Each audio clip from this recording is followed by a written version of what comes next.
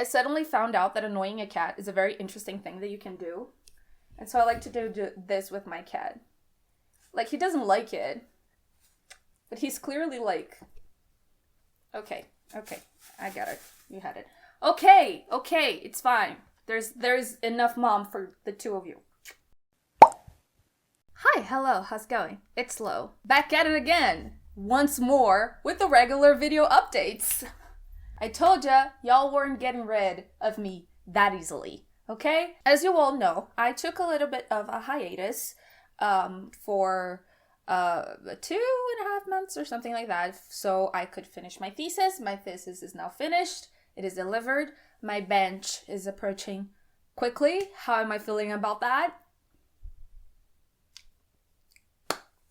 No. But in these 2.5, 3 months since I was last able to do some sort of update or reading or anything, I actually did read a couple of things. So today I'm here to discuss all of the books that I read on hiatus. And the reason why I actually wanted to do this is because I actually read some amazing stuff during my hiatus. Others, not so much. Let's be honest here, none of you are here for my well thought out praise of books. You're all just here for the rants. So, you know, I got you. Okay, so during my hiatus, let me open Goodreads and see what we have in store. I don't have Goodreads on this phone. Oh yeah, another life update from between my thesis and now. I actually got a new phone. This is another Chinese phone because I'm fucking poor. But it's actually much bigger than my old one. This is my old phone. Some of you might remember. Still working pretty well, by the way. I just ran out of space on this, and this is my new one. I thought when I bought this that this was the biggest phone that I've ever had. The screen is not cracked. It's just like the little plastic thingy that you put on top to protect the screen. But this thing is a fucking monster.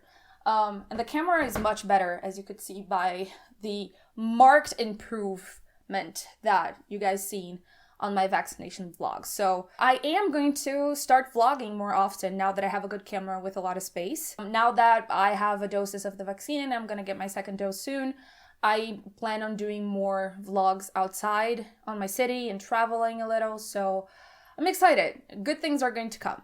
So let me just download Goodreads really quickly before we could talk about the books that I read. Okay, so during my hiatus, I actually read 1, 2, 3, 4, 5, 6, 7, 8, 9, 10 books over 3 months. I know it's not bad per se, but half of these were books that I read for my thesis and I just wanted an excuse to discuss them.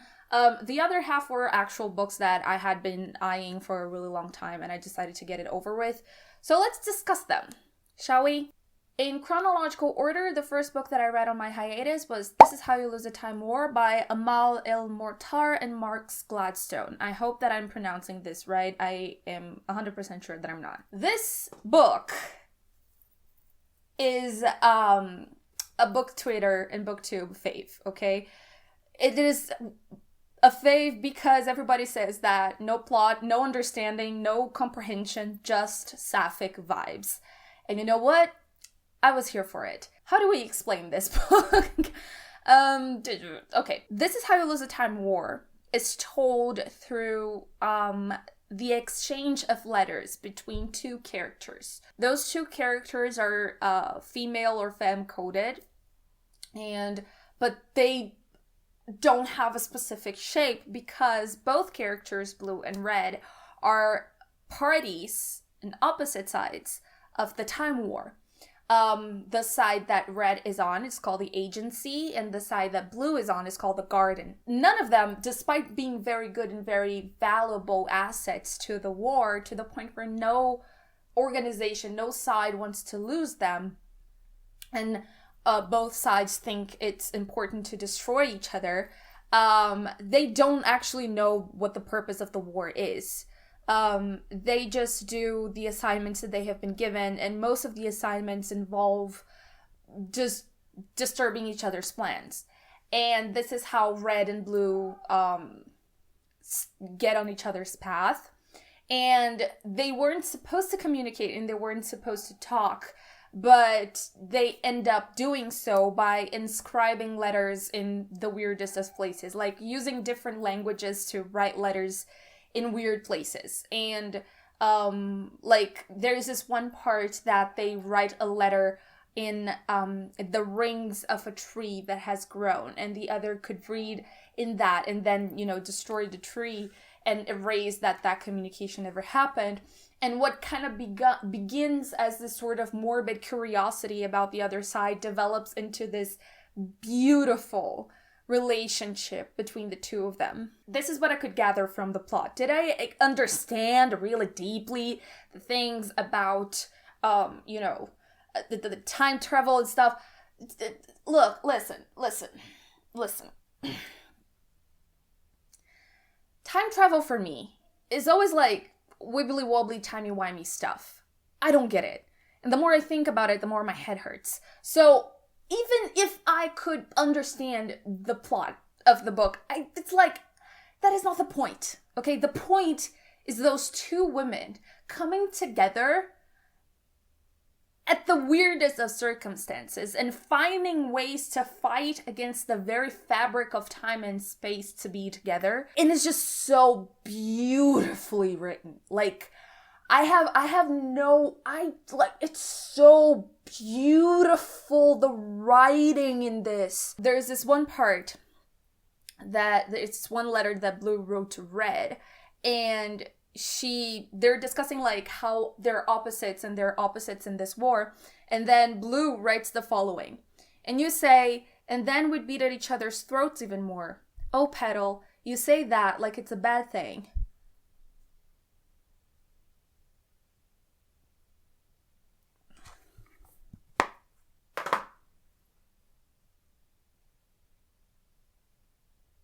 I mean, so like, it's a book that it's not necessarily about plot, also not necessarily about character development, but it's about the vibes, okay? It has strong sapphic vibes, and I was entirely here for it.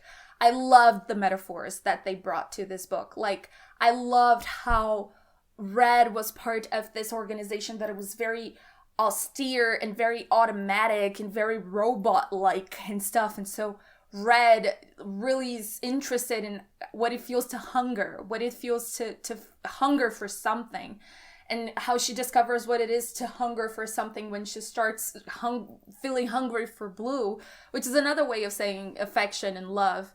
And like how Blue is from the Garden, an organization called the Garden, and so it's something very organic, and how Red kind of feels like Blue, it's kind of like growing onto her until she's like kind of covered in what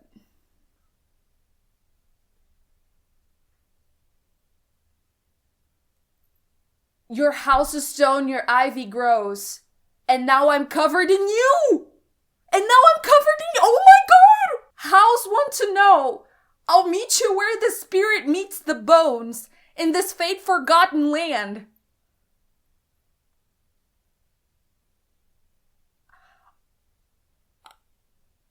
I just found the theme song for This Is How You Lose a Time War. It's so perfect. This Is How You Lose a Time War is just like Ivy by Taylor Swift. If you like Ivy by Taylor Swift, you gotta read This Is How You Lose a Time War. It's absolutely fucking perfect. Oh my god, how didn't I think of this before? Oh, goddamn, my pain fits in the palm of your freezing hand.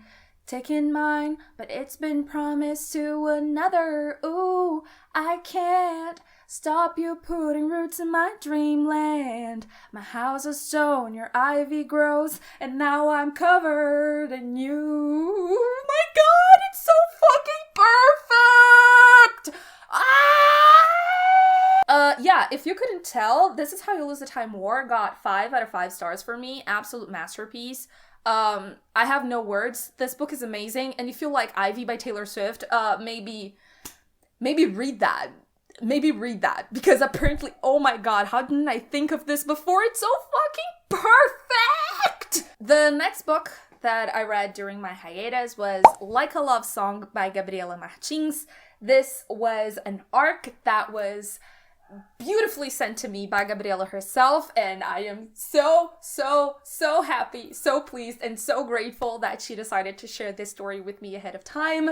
You probably must have seen that I did a live on this channel talking to Gabriela about the book and certain aspects of the book that as Brazilians we thought were interesting to comment and mention.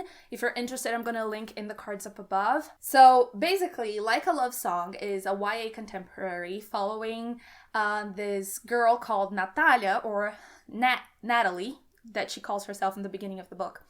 And Natalie is a Brazilian girl who was born in Brazil but moved over to the United States when she was really young, and she ended up finding success as a pop star. Natalie is invited to an award show, and she is going to receive this award, which is very prestigious. It's probably one of the greatest things that she's ever done in her career. And right before she's set to receive this award, she gets dumped by her boyfriend, Trent, who is a piece of shit.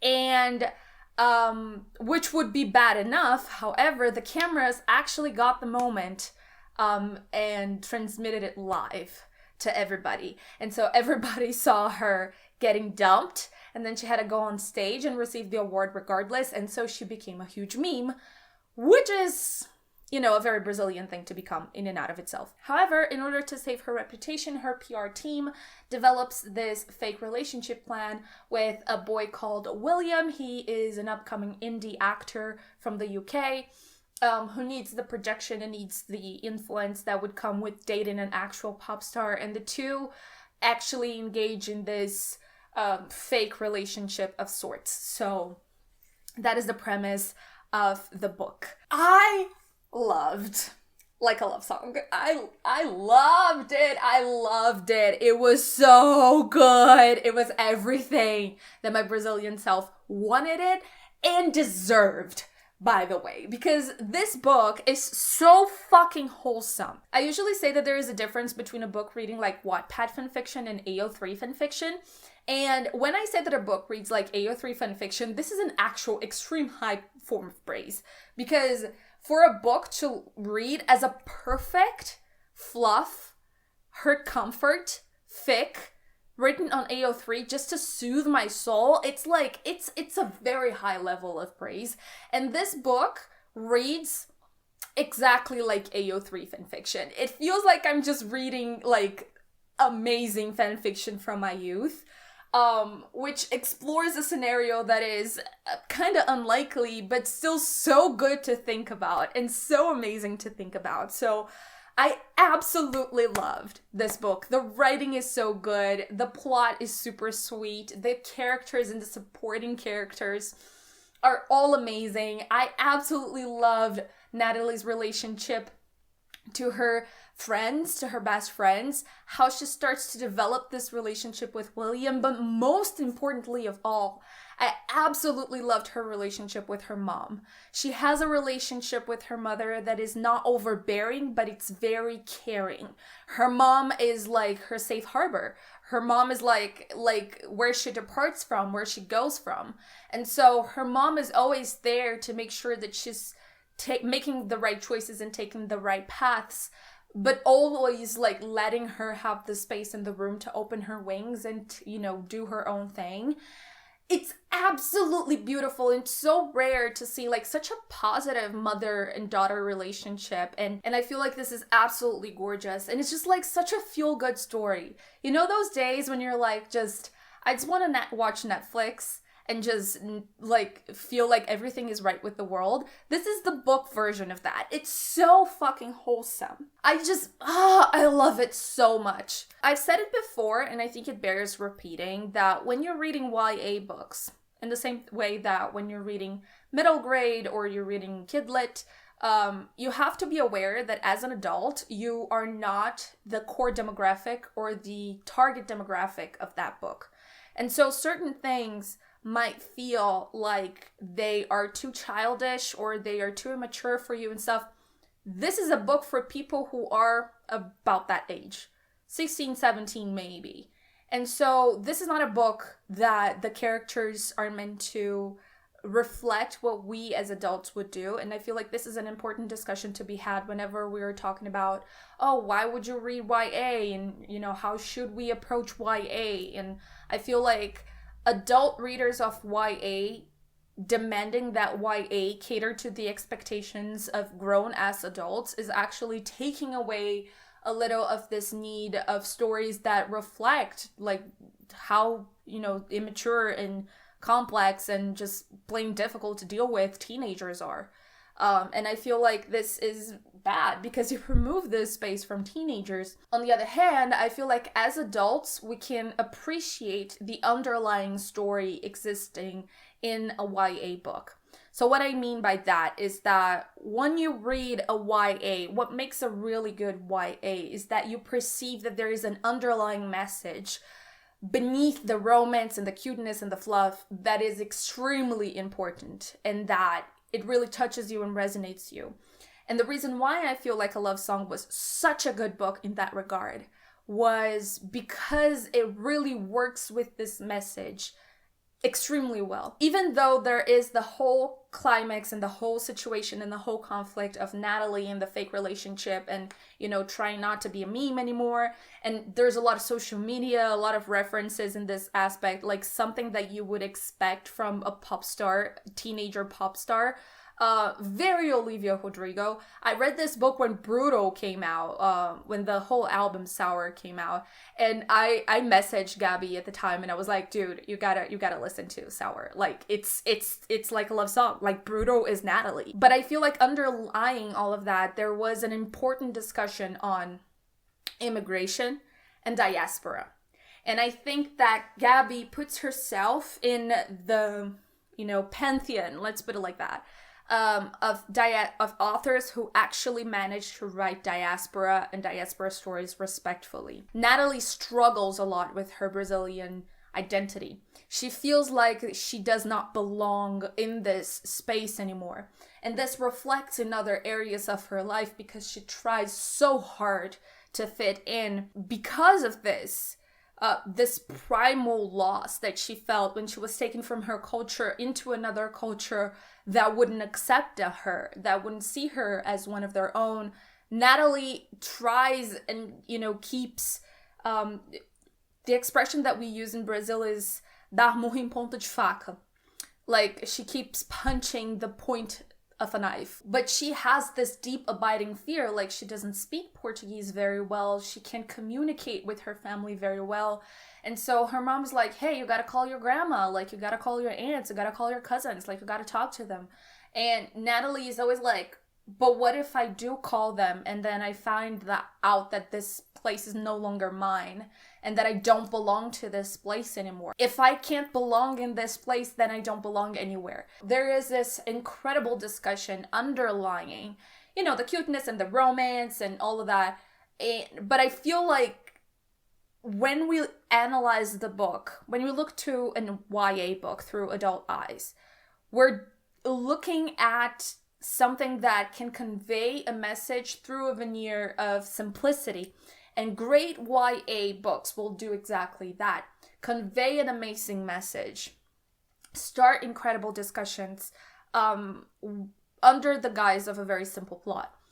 And I feel like Abby completely aced it in this book. I feel like this is a discussion on immigration, a discussion of diaspora that is respectful to the people that have immigrated into the diaspora, but also the people who have stayed in the main country, people who have come there, people who have lived there all their lives and are still suffering the impacts of that. And so Natalie knows that she has a lot of privilege. Natalie knows that she's way more privileged than a lot of people in her own immediate family and extended family. And so how does she go about dealing with this? And, you know, how she eventually just decides to accept this identity for who she is absolutely incredible. And I feel like Gabi did this marvelously. One thing that I did mention to Gabi when I finished reading the book, I sent her so many voice messages because that's how I communicate. But one thing that I told her is that I feel like since music was such an important and integral part of Natalie's life, and since she felt so adrift, music could be used as a way to create this bridge between the country that she has left and the person that she was then. Because Brazilians are very obsessed with music. And it's like, I know that I sound very music obsessed. I am. But Brazil has an incredible history around music and an incredible history of, you know, just relying on music, not only to have fun and, you know, to do the samba and, you know, do the thing that everybody knows, but also using music as a form of protest, as a form of storytelling, and as a form of, you know, bridging people who come from different backgrounds. And it's an important part of Brazilian culture that I wish that was more explored in this book. But there's no problem. You know why there's no problem? Because I have already demanded that Gabi writes a part 2. And so I'm sure that we will have many sequels with these characters to go after such explorations, because I don't accept anything else. So this was an ultimatum. You've been warned, Gabi. While I was reading this book, I was reminded of 2 songs. One is a song by a singer called Nando Reis, that is so Nachi and William, that goes, estranho seria se eu não me apaixonasse por você. And the other song that reminded me a lot, it was a samba that sings, eu vim de lá, pequenininho, mas eu vim de lá, pequenininho, alguém me avisou pra pisar nesse chão devagarinho, alguém me avisou pra pisar nesse chão devagarinho. This last samba just reminds me a lot of the ending of the book. Like a Love Song got 5 out of 5 stars from me. I absolutely loved it. I'm so excited to see what Gabi is going to come out next, and I am so happy and glad that I finally have some good Brazilian representation to speak of. Yes! The next book that I read during my hiatus was Precarious Life, The Powers of Mourning and Violence by Judith Butler. As you can probably tell, this was a book that I read for my thesis. I know.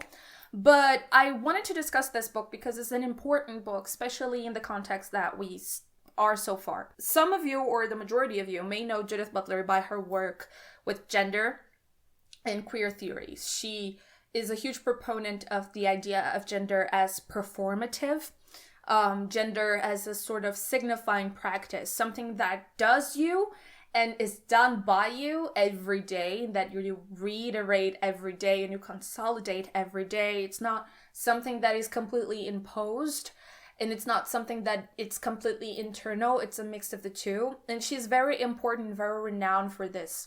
But lately, and specifically in the latest years, she has been very focused in the work of how a life becomes precarious, how a life becomes put into a zone or an area of complete dispossession of basic respect and needs, to the point where those lives are not considered lives and therefore are not grieved. We went a little bit into this discussion in my video where I talked about the guy selling bones on TikTok, but Precarious Life specifically is an important aspect, an important text to read if you are interested in learning more about the conflict of the ethnic cleansing of Palestinians.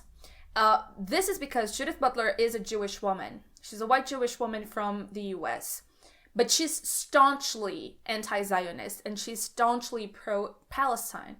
And she writes in this book from the point of view of a Jewish person who has a lot of study and a lot of background in Jewish history, why conflating Zionism with anti-Semitism is anti-Semitic in itself. And the reason why she argues this is because when you say that criticizing Zionism is the same thing as being anti-Semitic, you assume that every single Jew that ever existed in the world agrees with Zionism, therefore you assume that Jews are a monolith, but also you agree that every single Jew in the world agrees with a policy and an ideology that is colonialism and based on settler colonialism, forced expropriation, violence, and ethnic cleansing from the beginning. If you read a little bit more about Zionism, you know that this was a violently racist ideology from its inception. Exactly and precisely because people do not want to be anti-Semitic for many reasons in history, but mostly because, people don't want to be bigots, especially in the left. You don't want to go and be like, yeah, we don't want to do that. But she explains that when Israel and Zionists say that criticizing Israel and criticizing Zionism is anti-Semitism, what they want is actually to foreclose the debate. They don't want anyone discussing anything about Israel or Palestine ever again for fear of being branded anti-Semitic. And so the argument that she raises in this book is not just centered on Palestinian lives and stuff. She talks a lot about Guantanamo, and she talks a lot about immigration, and she wrote this after the 9/11 attacks, and so it's very inspired by this climate of the war on terror. It was a very interesting read to, go back to when the US was pulling out of Afghanistan.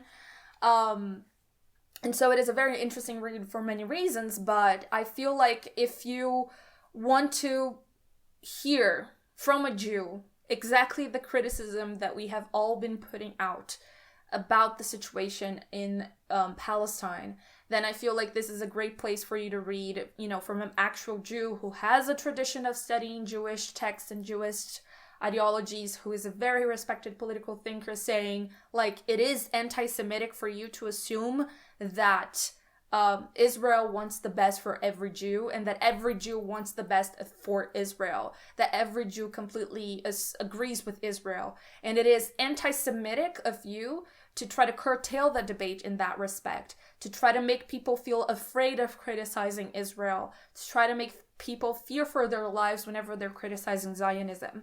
Again, when we're talking about Palestine, we should and we must center Palestinian voices.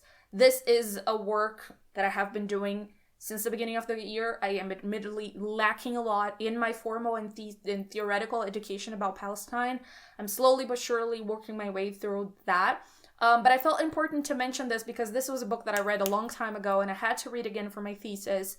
And I feel like it's an interesting read to kind of like offer a Jewish outlook on the question as well, in order for us to feel comfortable and feel some sort of backing when we stand up against those oppressions. And so I feel like it's very useful in that regard. Okay, so the next book that I read on my hiatus was That Feminist by Roxane Gay. This was a book that I read for the Feminist as Fuck book club, which is a book club that is organized by my dearest and loveliest friend, Rachel, from Reads with Rachel.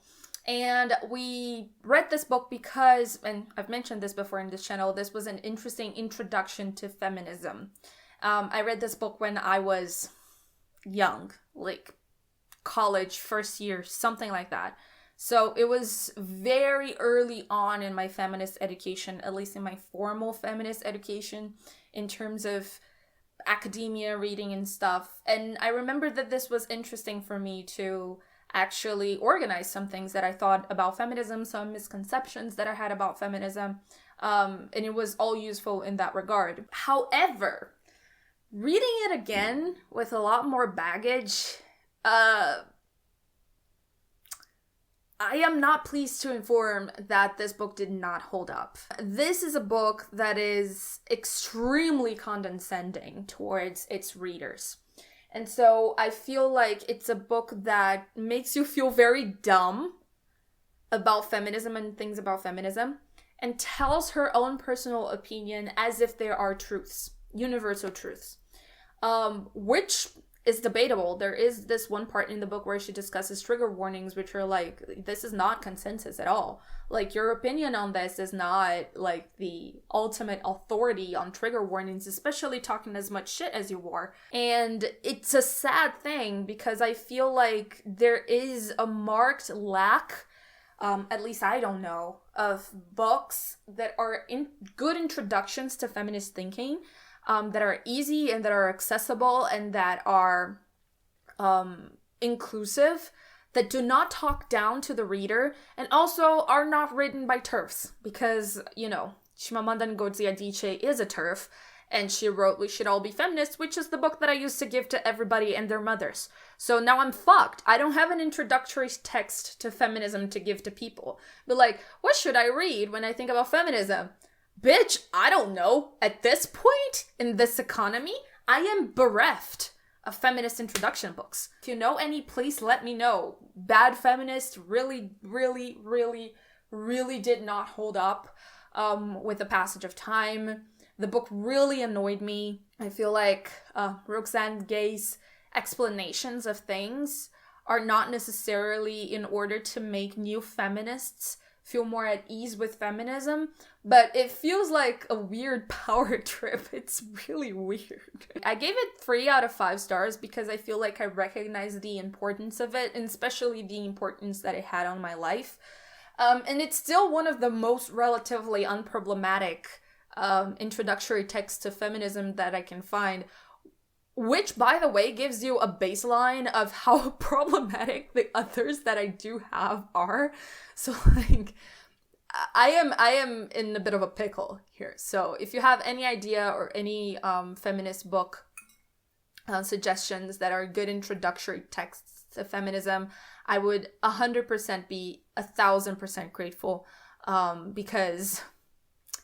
yeah. So the next book that I read in my hiatus was this one. This is The Beautiful Ones by Silvia Moreno Garcia. I have an entire review of this book on my channel. I'm going to link in the cards up above. I also mentioned this book in my mid-year book freakout tag. As you all know, I am a part of the Beautiful Ones gang. I love the Beautiful Ones. This book is absolutely fucking incredible, and you should go pick it up and read it because you should also join the Beautiful Ones gang. This book follows this young girl called Nina who just reached the marriage age in this Belle Epoque inspired world, French-inspired country that she lives in. And Nina is sent to the capital. She lives in a countryside with her family, and she's sent to the capital to live with her very rich cousin in order to achieve a good marriage and a good marriage match. However, Nina has powers of telekinesis. And because of those powers, she has been very isolated growing up, and she's very naive. She is very soft. Nina is too good for this world. And she ends up falling for this telekinetic mage, like, performer called Hector. The thing is, Hector is in love with Nina's cousin's wife called Valerie. And so it's a huge love triangle, very Mexican soap opera, very dramatic, but extremely beautiful. And it's just like, it just feeds you from within, you know? It's just so good and warm. It just makes you feel good. So I'm not going to talk too much about this book because, like, I've devoted a lot of time of my channel talking about it. But if you want something that is going to warm your heart and make you feel all fuzzy inside and all good and cozy inside, I cannot recommend The Beautiful Ones enough. This book is so good. So yeah. Next book that I read in my hiatus was Feminism and the Power of Law by Carol Smart.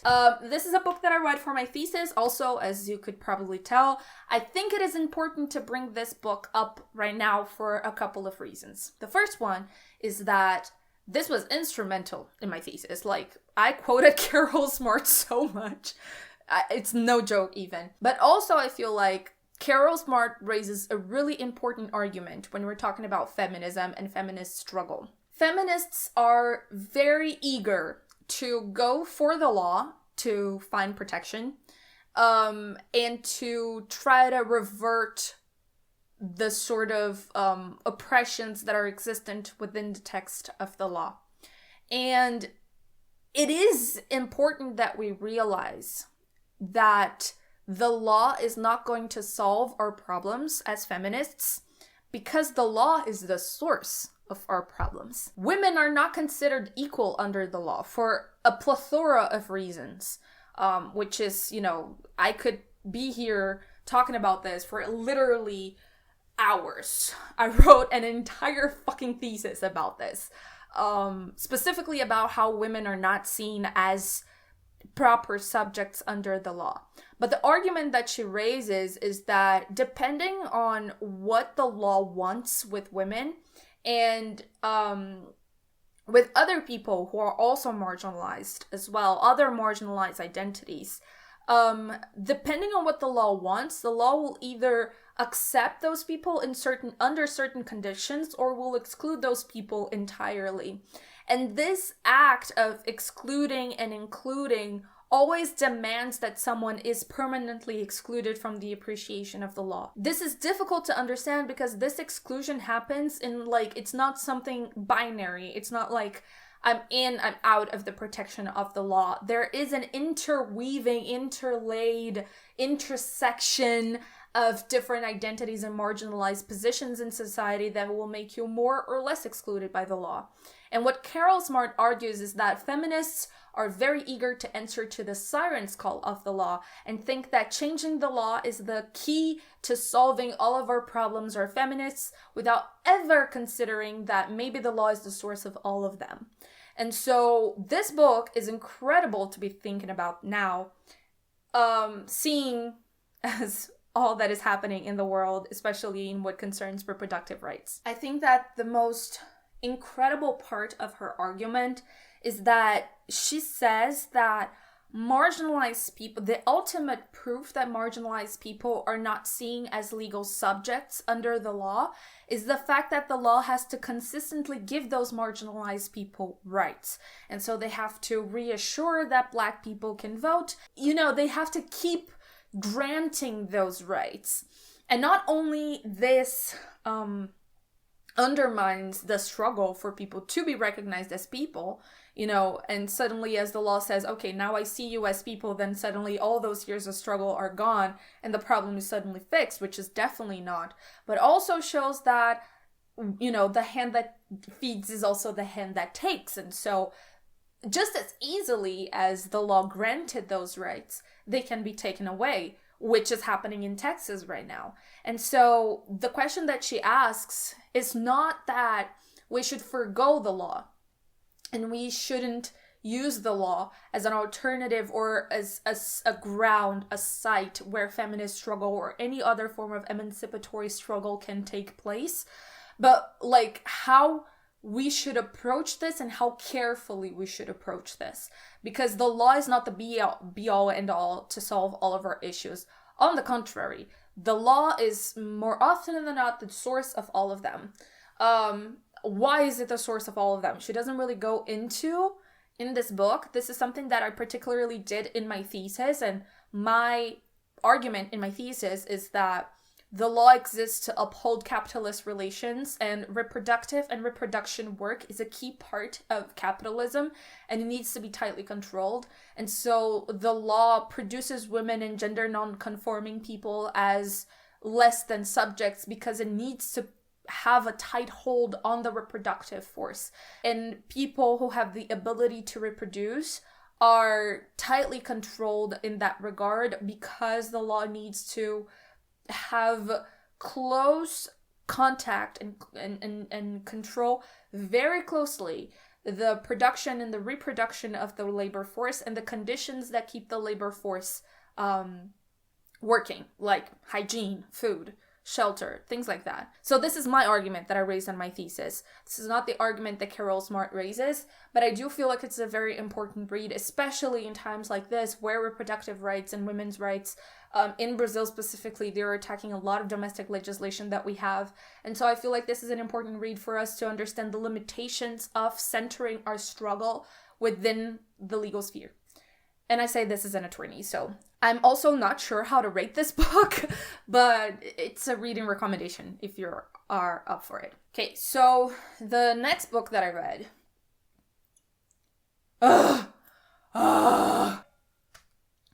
The next book that I read was The Selection by Kiera Cass. A lot of people told me to read this book. A lot of people were like, I want to see what you think of this book. I want to see your thoughts of it.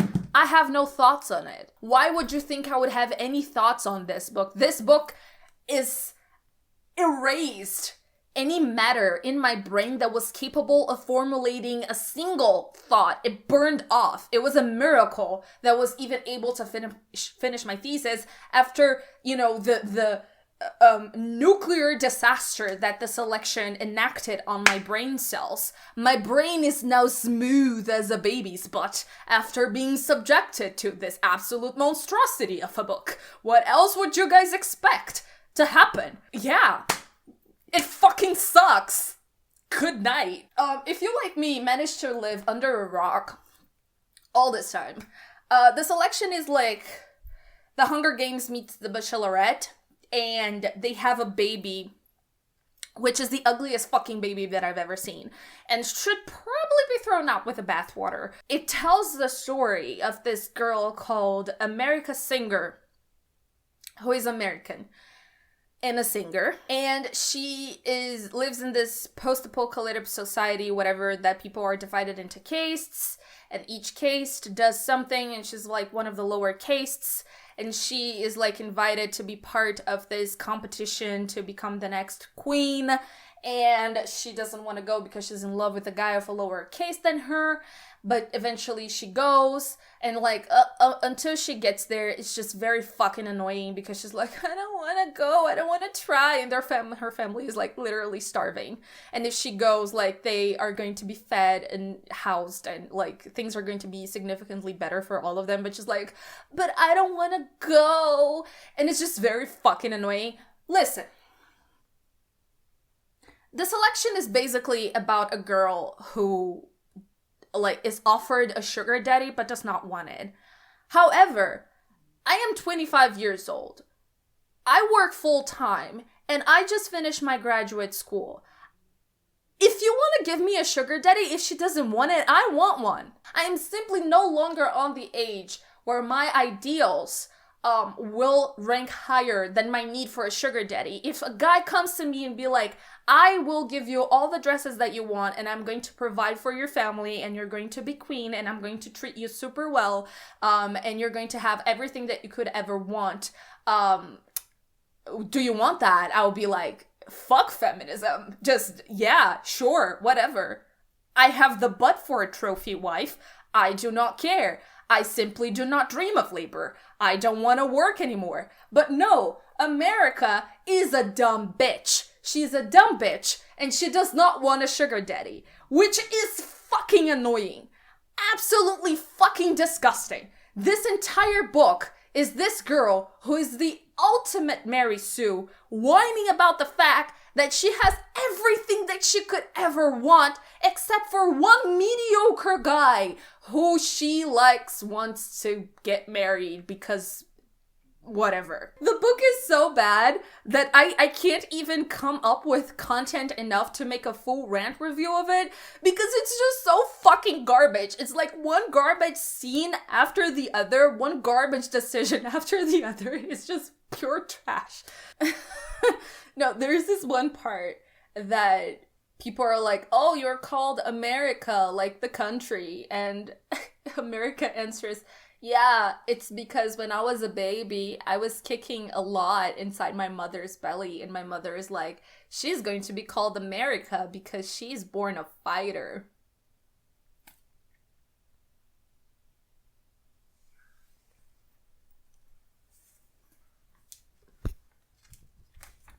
Anyways, yeah, the selection is garbage. Nothing new under the sun. Y'all knew exactly what you were setting me up with. And I hate all of you. Specifically, I hate my sibling. So, Cecilia, survive. Next book that I read during my hiatus was one of my absolute favorite books of all times, which is The Wolf and the Woodsman by Eva Reed. I love this book so much. This book is so good. I don't even have words about book. This book is so good. This book is so good. Basically, The Wolf and the Woodsman was one of my highly anticipated releases of 2021, and I am happy to report that this book did not disappoint. In fact, this book broke me. I am a sad bitch. I am a sad bitch after having read this book. So basically, this book follows this girl called Evike, and Evike lives in this village of wolf girls, basically, and every woman in this village has some sort of magic affinity. And Evike has none. And people chalk that up to the fact that Evike is mixed race. And her father was not from the village, and so people say that she is cursed because of how she was conceived and because of her birth. Every once in a while, the king sends his horsemen to this village to pick a girl up and send her to him for reasons unknown as some sort of tribute or sacrifice. And Evike ends up being chosen and sent. However, as she is making her way downtown, walking fast, trying to run away from the very weird people that are trying to chase her, she ends up falling into an ambush in a woods and finds herself stranded and lost with the crown prince of this country called Gaspar, who's also of mixed ethnicities. And they kind of have to fight together to find their way back. This is amazing. This book is incredible. This is a book that feels personal. And the writing is absolutely gorgeous and beautiful. There is a strong aspect of anti-Zionism and Judaism in this book because Evike's father is part of a faith that is very Jewish coded, and the main faith of this kingdom, the Patri faith, is very Christian coded. And she has to deal with how, she felt alienated both from the faith that she was raised in, but also the faith of her father that she didn't know. And growing up kind of without a place, trying to find a place in this world, trying to find out who she really is. And, Gaspar, it's enemies to lovers done to perfection, because it's like the way that they come together and they start seeing things in each other that they thought no one else had. It's so beautiful, and it's such an homage to Jewish culture, Jewish faith, and I'm sure that I, being as removed from, Judaism as I am definitely missing a lot of the context and the subtext, but I understand that this was not a book that was written for me. This was not a book that was written with me and my experiences in mind. This was a book that wanted to portray a specific situation and a specific conflict that is not mine, and that I'm just grateful for being privy to. And it's so, so magical and so beautiful and so gorgeous. I have absolutely no words to describe how beautiful The Wolf and the Woodsman is, and how much I strongly and highly recommend everyone to read. I will say, and I will remember, that if you read this book, you have to decenter yourself if you are American. You have to remember that racial relations and ethnic relations work differently in different places, and that a lot of people are persecuted in Europe. People who would have white privilege in the United States are persecuted in Europe because of ethnic relations, such as Jews, such as Roma, such as, traveler population and whatnot. And so you have to be aware that there are different racial undertones and different racial relations that exists within different contexts, and that not everywhere works like the United States. We have discussed this here before. This is also the case with Brazil. Even though Brazil also had a problem with slavery, Brazil dealt with it differently. And so this is a book that will force you to get yourself out of this preconceived box of racial relations in the United States, ethnic relations in the United States, and will put you into a different context. It is important that you have this in mind before going into this book. Otherwise, a lot of the context is just going to be lost on you. If you do that, this story is magical, it's whimsical, it's just extremely beautiful. And it isn't a story about an unhinged witch, which I thought it was going to be, but it doesn't matter. It is a beautiful story that talks about very complex themes and does so with a lot of care and a lot of respect. So, The Wolf and the Woodsman got 5 out of 5 stars from me. Highly, highly, highly recommend picking this book up and giving it a go. Okay, we're in the home stretch here. I only have 2 more books. So the next book that I read on my hiatus was Necropolitics by Akile Mbembe. I have mentioned this book before in my Black theory books that you have to read. But I reread this for my thesis, but I also think is relevant in this moment, specifically in light of the climate catastrophe that is bound to kill us all. Basically, Akili Mbembe argues in this book that modern day sovereignty and the way that the state and the law will exercise power in modern days is not as much by killing as much as it is by letting die. And so exposing people to death. It becomes very clear, and the examples that he gives are very clear when you think about favelas, you think about impoverished populations, and you think about countries in the global south where people are exposed to the elements and stuff, exposed to bad sanitation, exposed to things like that.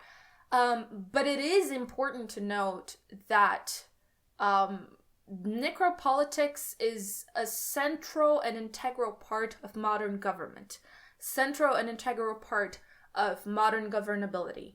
And so letting people die is an integral part of a government nowadays. Who is going to die? Interesting question to be asked. Usually the marginalized. But when things get tough, mostly everybody. As long as capitalism is out there making profit out of our deaths, like, it's not gonna stop. And so if you think about floods, if you think about hurricanes, if you think about droughts, if you think about natural disasters, if you think about things like that, and a lot of people who are exposed to death, if you think about the pandemic and people who are exposed to death, for instance, children being exposed to dangerous situations by being forced to go back to schools. All of those things like that are ways of exposing people, and especially the most marginalized, to death. This is a book that I feel is extremely relevant in this moment, precisely because we are living the age of necropolitics, and the more that the climate crisis deepens, the more clear it is that, you know, we are just eventually going to let people die until there's nothing left. And it is, I feel, an integral part, and I feel like it's an important text to be read in order to educate yourself in what it means to live in a moment like this, and especially what it means to fight against a moment like this, what it means to fight against necropolitics. When you depart your organization and your activism from the fact that there are certain people who are easily exposed to death, and how are the ways in which we can stop this from happening, taking into consideration specifically what I said earlier about Carol Smart, about how we over glorify the law and the importance of the law in solving those issues, then I feel like we're able to start developing good ideas about where to go with our activism and how to address the issues that we're facing as a society. And so this is a book that I recommended before. I still recommend. I still think it's great, absolutely incredible. Used it a lot in my thesis, and I feel like it's a great place, a great theory read for the foreseeable future. Are you guys interested in like leftist theory recommendations? Like good places to start with leftist theory? Let me know in the comments below. Okay, so finally, the last book that I read during my hiatus was this one. This is Holocausto Brasileiro by Daniela Arrabex. I'm not sure how to pronounce her name in Brazilian Portuguese, and I sure as hell don't know how to pronounce her name in English.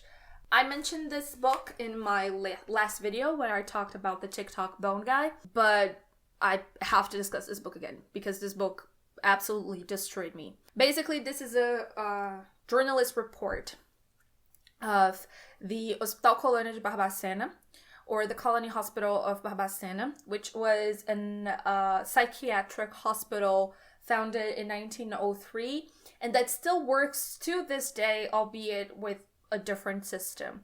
But until 1903 and the mid-1980s, until we had a cohesive and robust psychiatric reform, this hospital housed 5,000 people in a structure that was destined to house 200. So the living conditions in this hospital were absolutely atrocious. And not only this hospital did not offer any sort of mental health care to the people who actually need it, but the majority of the people who went to this hospital weren't mentally ill as much as they were socially undesirable. So we had children who were born out of wedlock, cheating wives, mistresses that needed to go somewhere else, women who were raped by very important people, drunks, people who were out of jobs, and just people who actually needed care and would not get it here. And so I knew that cruelty like this was possible, but I think that what made this book more difficult to read was the fact that it gave names and faces to the suffering. So the suffering was not abstract anymore. It suddenly had the face of someone who, and the book is filled with pictures.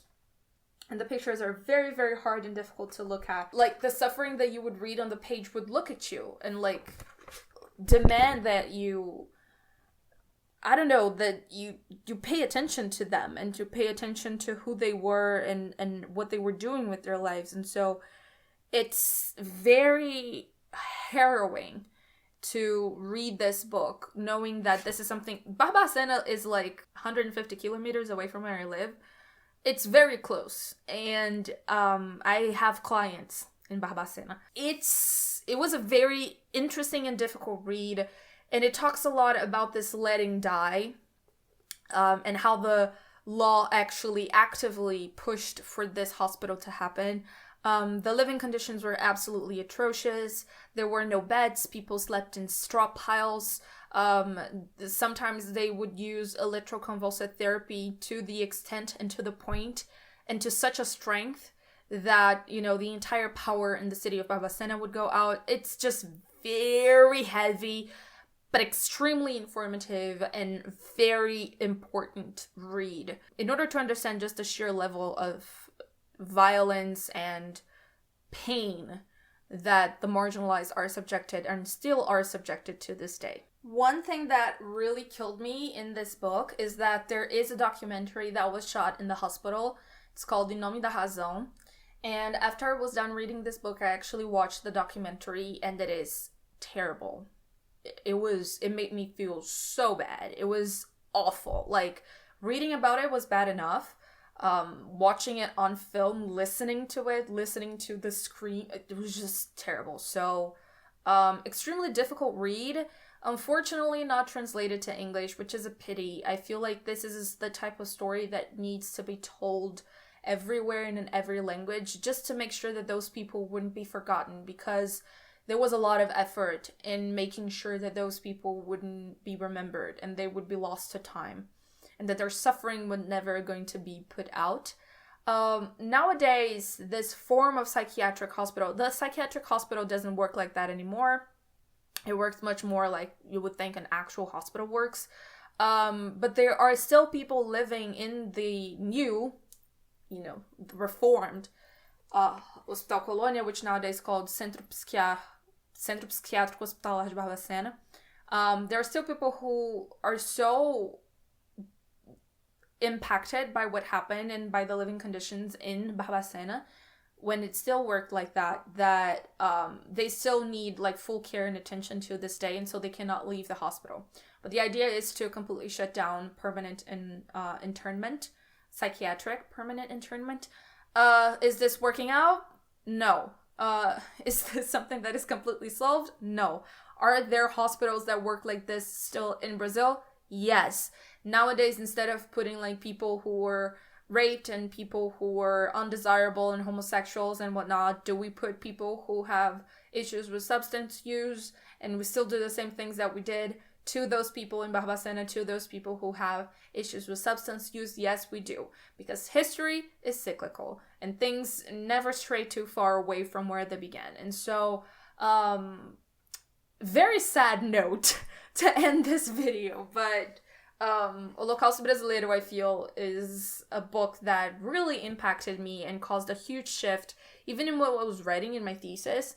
And as soon as this has a translation, I strongly urge all of you to pick it and give it a go, because it's very, very, very good. These were the books that I read during my hiatus. I'm happy to report that I am back to reading normally. I already read my first book of September, which was We Hunt the Flame by Hafsa Faisal.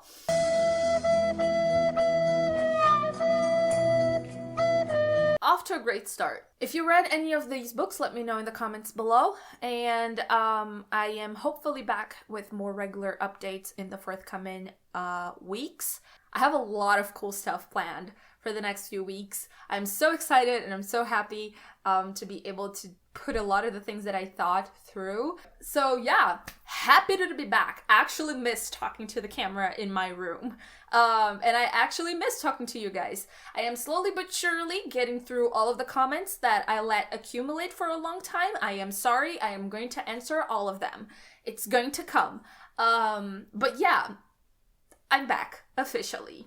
So yeah. Anyway, this was today's video. I hope you guys enjoyed it, and I will see you guys next time.